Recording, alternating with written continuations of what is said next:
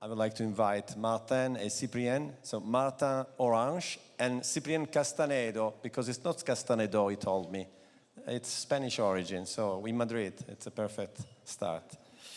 So again, quickly, as I asked the other gentlemen, not your role, but what you do at LFP Media. Basically, I'm trying to sell the media rights over there, domestically or on the international side. And I'm also looking after all the production matters because the league is producing all the matches for League One every weekend. And Cyprien? Yeah, so everybody. So basically working in Martin's team on all the tech and innovation side of the media business, and especially for our topic today, the launch of League One Plus platform, both on the OTT tech side, but also on the distribution of the content itself. So very often the YouTubers say, let's grab a glass and relax. So tell us the story of the last few months in France. LFP, maybe explain also LFP Media, etc. Because Okay. So I just told you that I was trying to sell the rights, the media rights of the league, and actually we have been unsuccessful by the end of 2023, last time during our domestic process, whereas we had in the market a really tough situation from a competitive perspective. So we did not reach the level of rights fee we were expecting. So we had clearly to find a way to broadcast our games for next summer onwards. And I think, by the way, that because of this tender being unsuccessful, we find an opportunity in this difficulty for sure. And what we actually started to do is to buy the pillar of this project was to buy a master control room, MCR, just to be, in case, able to distribute the feeds of our matches to any operators in the market. And I know you have a short video that we should have shown before, but I forgot. Can we show the little promo video that they put together, which is quite emotional? It's good to... I think I need to do it from here, sorry. Yes. Let's see if this works. Maybe. Okay.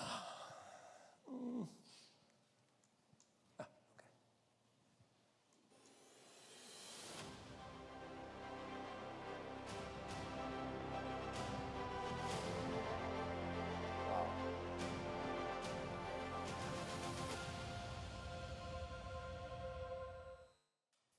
So let's start from, you said that the production. Can you go, without going too deep, but what does it mean to own the production? Because, you know, I don't know if people realize, but there are certain sports like, I don't know, Euro, or the FIFA World Cup, or the Olympic Games that have strong production, centralized production, horse broadcasting normally called.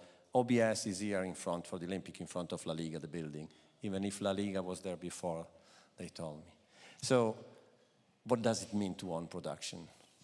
So, yeah, we take care of all the host broadcasting activities every weekend. So that's something on one side, but the tricky matters in terms of production was to be able to distribute all those production outside and to be able to touch the market actually and the subscribers, potential subscribers. So what we did during this first half of 2024 is first to have the technology and the equipment to be able to provide the feeds, but also to analyze really in depth the market to understand who will be our subscribers. Because it would be the very first time that a media would just propose single competition on air. So we work quite hard on this to understand what kind of volume of subs we could get. And sorry, when is, you're talking about when? When did you do So from, let's say, January 2024 to July 2024. And for this, we made a partnership in June 2024 with Warner Bros. Discovery to have a kind of mix of content, digital experience, and penetration, and to have a chance in 6 months' time to be successful. But finally, it generates a bit more of interest in the market in terms of competition. And we finally sold our rights to DAZN on one side and beIN Sport on the other side. So we closed the matters. All the presidents of the clubs were really, really happy with this outcome because they were a bit scary about launching their own service. And we had a very then short experience with DAZN because we had to cancel the contract during the first season. And then we resume again our project. And so Cyprien was running from one place to the other. So what was the experience from your product side? I have a lot of respect for people on the product side because I've been a chief product officer. So yeah. So basically, as Martin explained, there was kind of a roller coaster on the project because, like, you prepare everything to launch over the summer. Then you have a broadcast deal, a traditional one. So you don't put everything aside, but like kind of in the fridge. Exactly, in the fridge. And then when we felt like the project was going to be starting again, you take everything, you blow a bit the dust, and then you're restarting on the project. And yeah, I think the most interesting thing in terms of the product itself was how you can launch a D2C service in a domestic market in like 8 to 10 weeks. So obviously you have to make a lot of choices. Not everything can be included in the MVP version. But as you can imagine, very busy summer. But we managed to have a service like up and running with no bug. And I'm touching wood. So, but sorry, I'm obsessed with timings because I think it matters in this case. My timings, I remember, is 2025. April, something happens. Then in June, you do some announcements, some RFPs, etc., etc. Can you describe that moment also personally, maybe? So, yeah, I would say early March 2025. Then we knew that was not possible to continue the partnership with DAZN. So we tried to find a way from a tech perspective to answer or to satisfy or to meet the expectation from what I would say the old world, traditional TV viewers, and the new world, the digital native guys, and to be able to meet all those expectations, because it was at no point for us was an option to go just on a pure OTT service. But there was a moment where that was the only option, like in your hands, or no? So I don't want to dramatize too much, but sorry. No, I mean, yes. Without the equipment we bought a year ago, we just would have to go on an OTT service only. But thanks for having acquired this equipment, we were able also to go on a more traditional way by distributing a linear channel. Because what we proposed actually with League One Plus is really a linear TV experience and a digital experience through our OTT product. But for the French market was absolutely key to be able to tackle this generation of consumer. You need to make the guys sitting in his sofa, watching his TV set, happy, and you also need to meet expectations from the digital native people.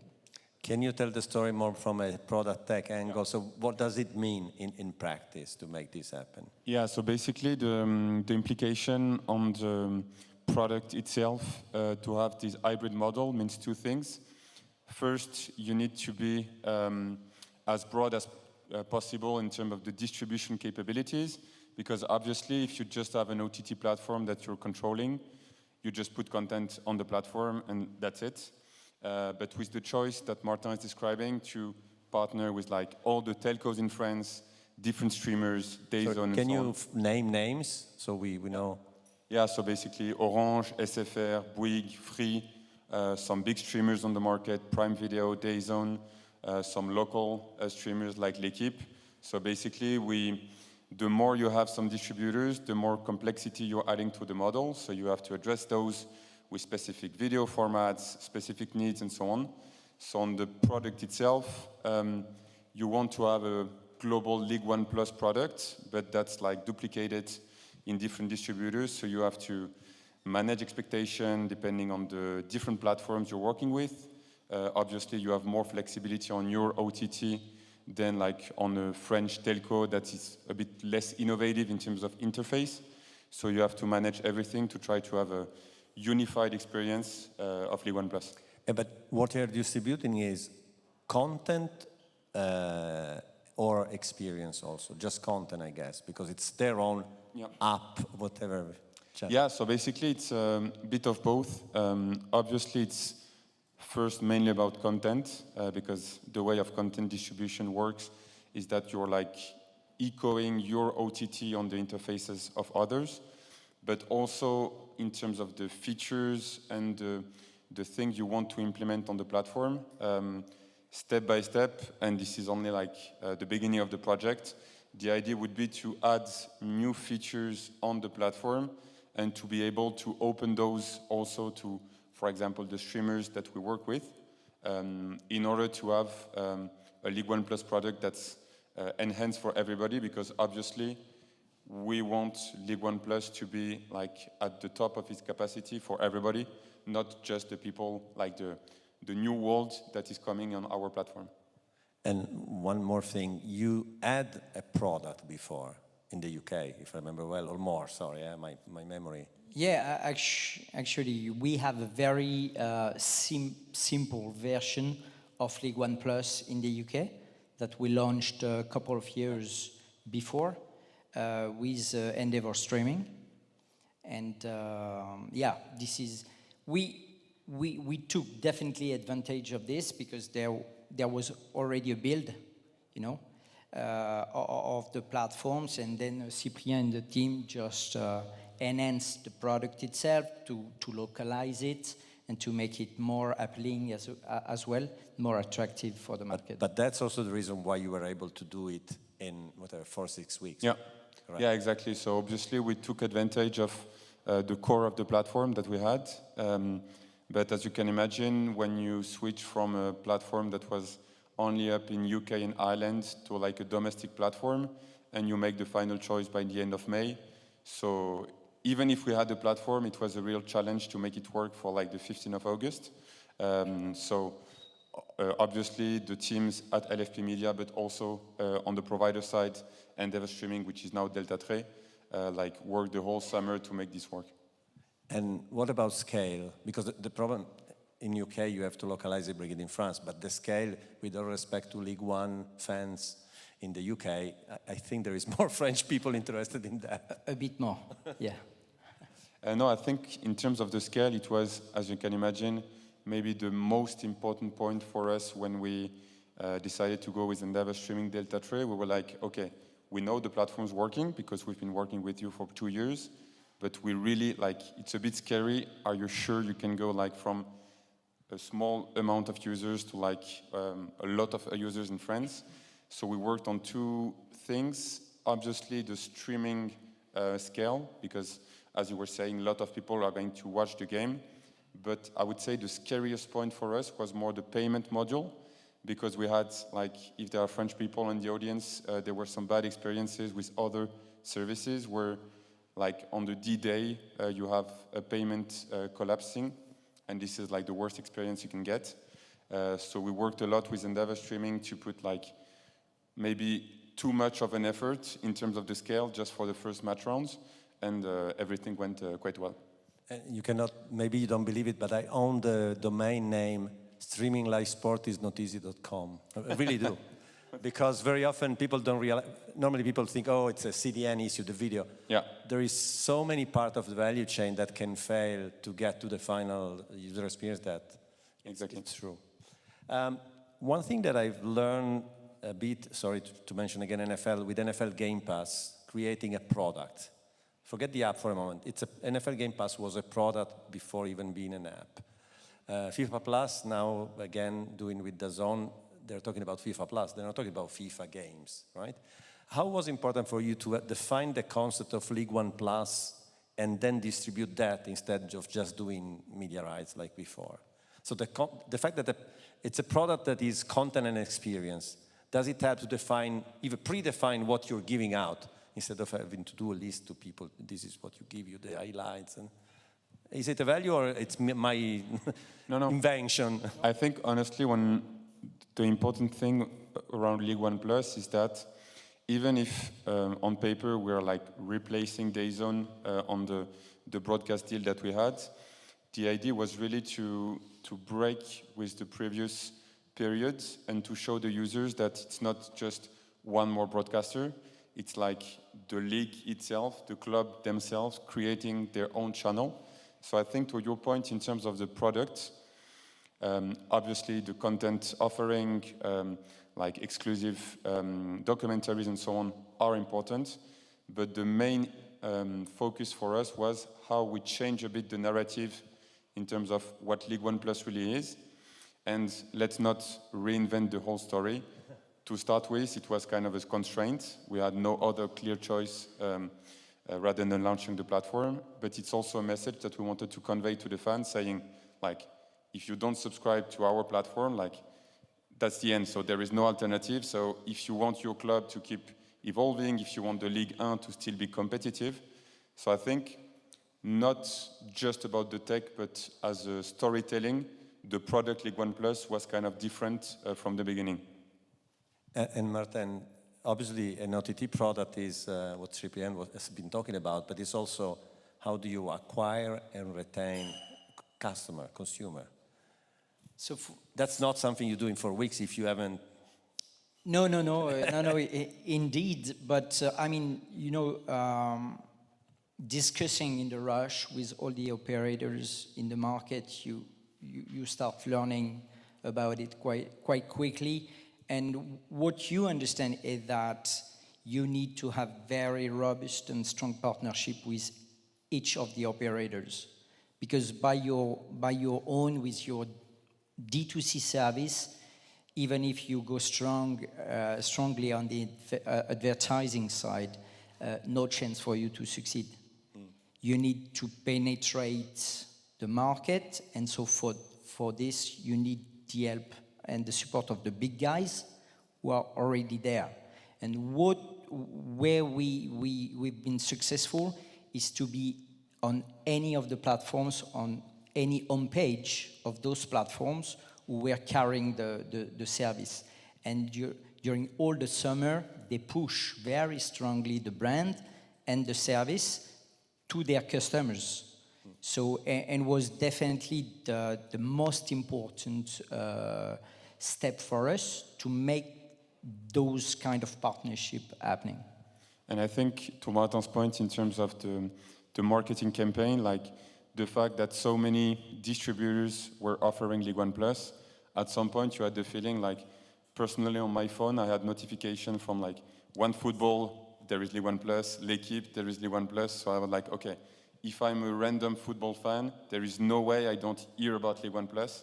And I think this is the real value of also having kind of this hyper distribution, is that because a League One Plus customer on the distributor side is also like a OneFootball customer or the L'Equipe customer, they are pushing the offer and they are like becoming a bit your marketing agency. So yeah. Because I mean, it's without offense, sport organizations have been traditionally B2B organizations. The commercial value, the revenues were coming from B2B deals more and more. So so all of a sudden become a D2C organization, it's not easy. Do you have your own direct-to-consumer marketing team? We have our marketing team working with obviously an agency as a support.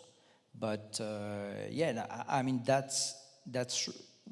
I think that the clubs now realize how much difficult it is actually.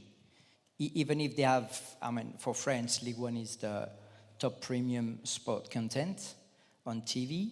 But even with this property in hands, I mean, that's really, really very difficult because you're not able to rely on any strategic value that you can get when you put your rights on the market and ask different takers to pay for it, because they compete each other.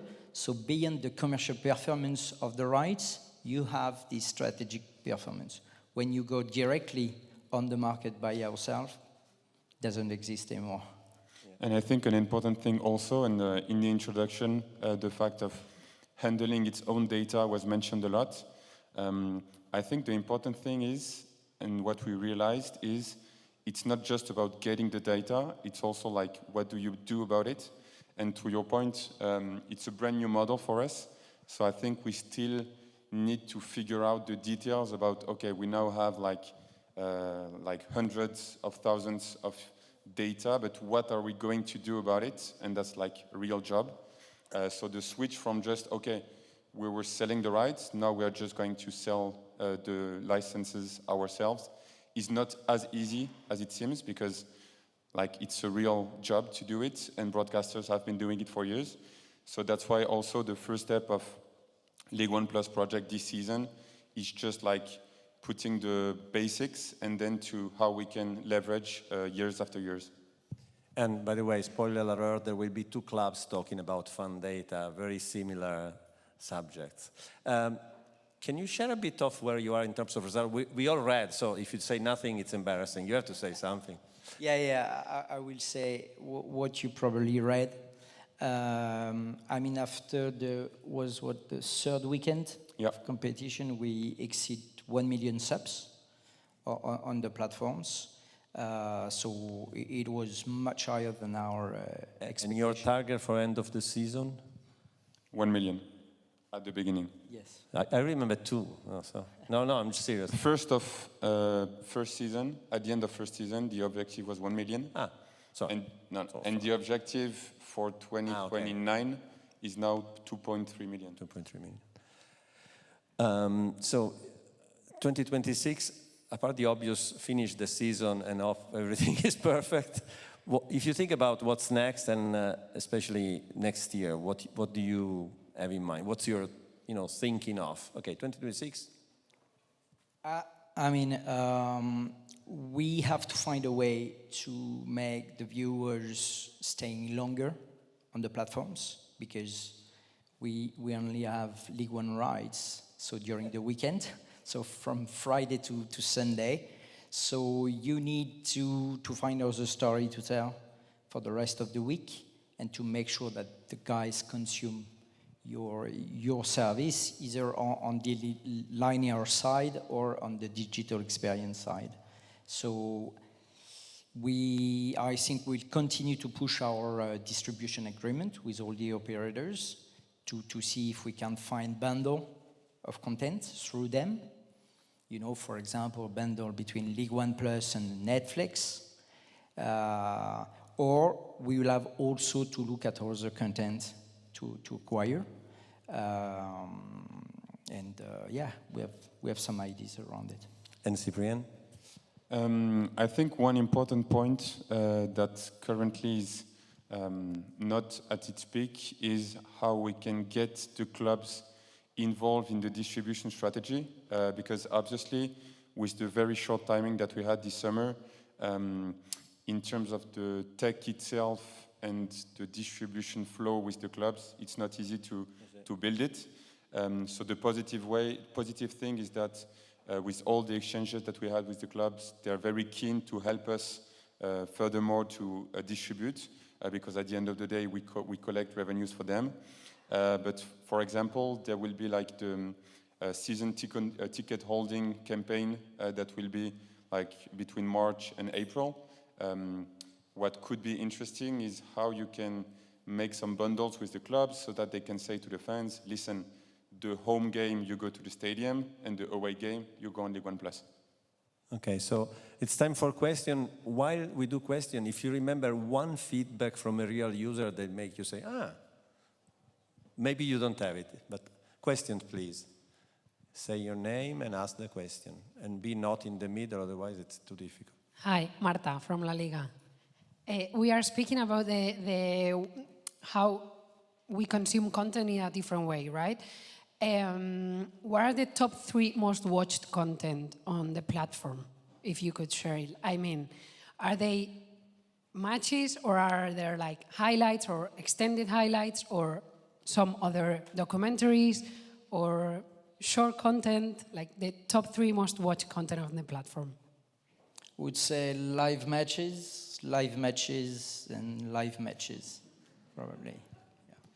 Yeah, I think obviously live matches are like way above everything else. But the positive things that we're seeing is that obviously with the launch of Ligue 1 Plus, we developed some original documentaries, especially 2. One about the last season of Dante, the Nice player that is playing his last season before retirement, and one about Paris FC, the new club of Paris that just arrived in first division. And obviously it's nothing compared to live yet, but we see some very encouraging numbers in terms of the VOD consumption. And maybe one funny thing, during the summer, we had like 1 week where there was no live game before like the first match round. And we saw like every user going until like the smallest content on the platform, like the top 10 goal of Benzema when he was playing for Lyon. So you had the feeling that fans were looking, okay, finally we have a Ligue 1 platform with like archive content and so on. But as Martin said, the moment where you have live content, obviously they don't forget about anything else, but it's the majority of it. I don't say that shorter content is not important on the platform, but that's another use for apparently for us. And thanks to our friends from WSC, we have very nice short content. So thank you to them. And but yeah, that's something else. The target is not to build our subs base with the rest. They just pay for the live for now. Thank you. Any more questions? No, there.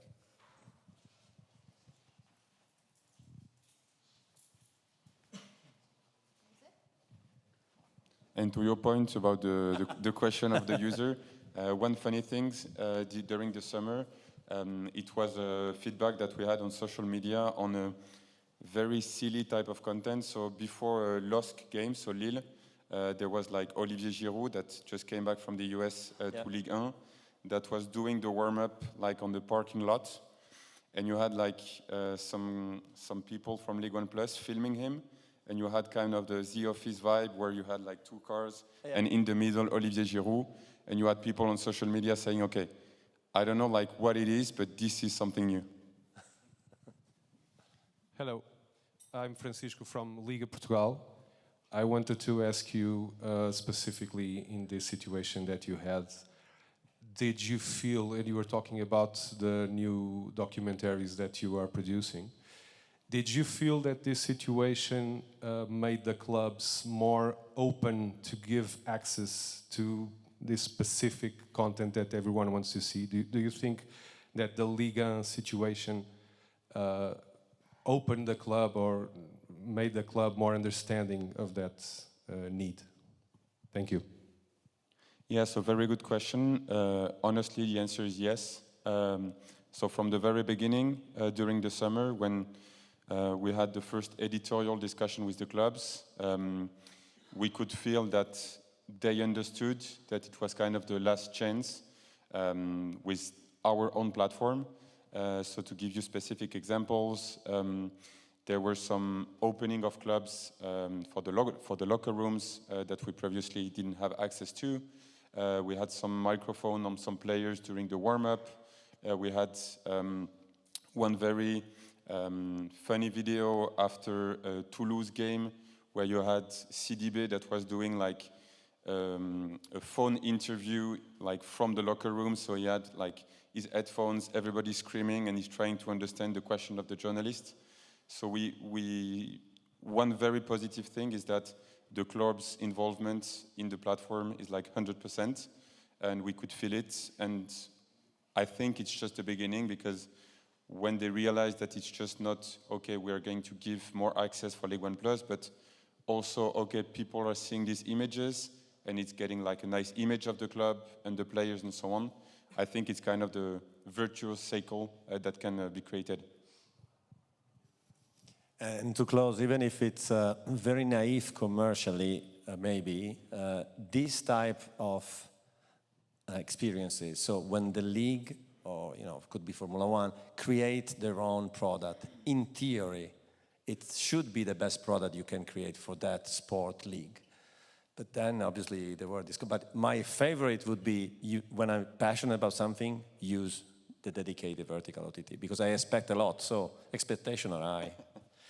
Thank you, Martin. Thank you, Cyprien. Thank you for coming.